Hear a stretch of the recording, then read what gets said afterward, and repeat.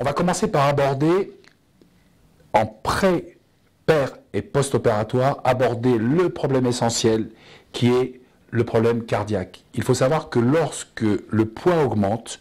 le travail du cœur, le cœur c'est une pompe qui va aspirer et refouler le sang dans tout l'organisme.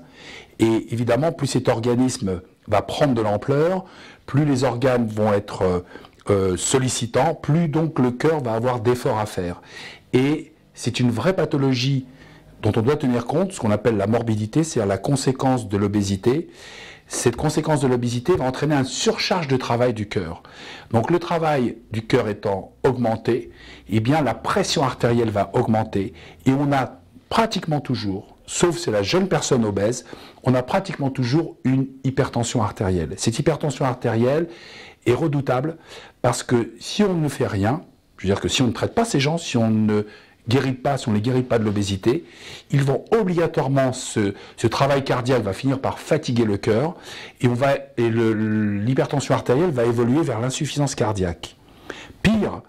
les poussées artérielles occasionnées par un effort, chez quelqu'un qui fait 150 ou 180 kg, s'il est amené à courir ou à faire un effort, monter quelques étages,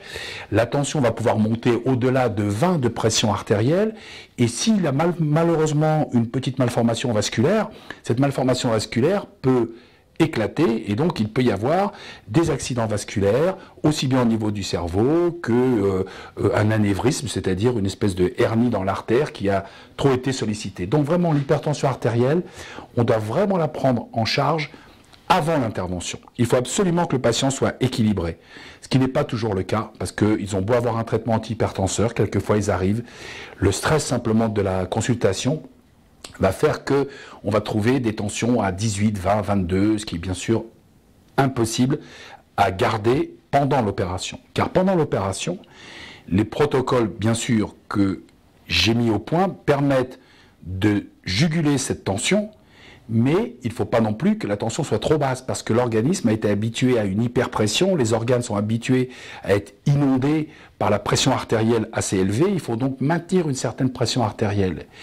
Et en salle de réveil, lorsque le patient va se réveiller, il va retrouver ses facultés, et malheureusement, si on n'a pas mis au point une bonne stratégie préopératoire et péropératoire, on peut avoir des poussées tensionnelles au réveil, et les poussées tensionnelles peuvent être préjudiciables pour le fonctionnement cardiaque respiratoire, mais également au niveau chirurgical.